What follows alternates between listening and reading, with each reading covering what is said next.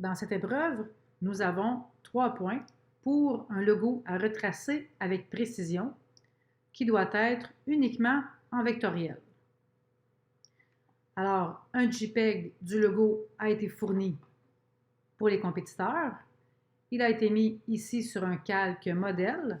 Donc, on vient faire un fichier, importer et mettre le logo sur un calque modèle. Alors, vous voyez ici, c'est un Photoshop. Par la suite, on pourrait le barrer complètement et venir redessiner avec la plume le logo avec précision. S'il y a une demande au niveau des couleurs Pantone, alors on va aller dans notre fenêtre Bibliothèque de nuances, catalogue de couleurs, Pantone Solid Coated ou Solid Uncoated, selon la demande. On va aller voir la demande qu'on avait dans le devis.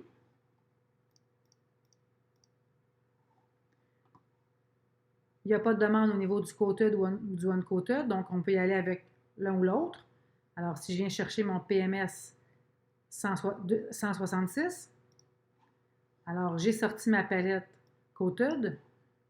De mon côté, je trouve que ça va bien quand on la met en liste de petites vignettes, comme ça on voit les noms. Et je vais venir composer ici mon 166 pour que m'arrive la couleur dont j'ai besoin.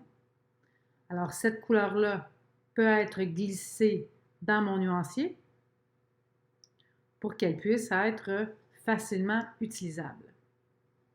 Alors, vous voyez dans mon nuancier, j'ai beaucoup de couleurs non utilisées. Alors, je pourrais ici venir sélectionner les nuances non utilisées et par la suite supprimer le nuancier pour avoir uniquement les couleurs dont j'ai besoin. Malheureusement, je n'avais pas appliqué de couleur ici, donc je vais recommencer ce que je viens de faire.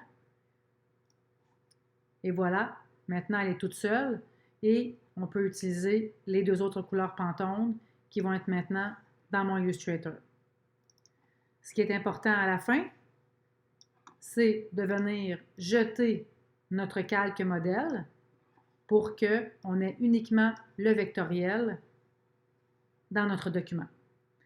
Parce que comme mentionné au début de la vidéo, juste ici, le logo est uniquement en vectoriel, donc bien jeter le calque modèle avant de sauvegarder.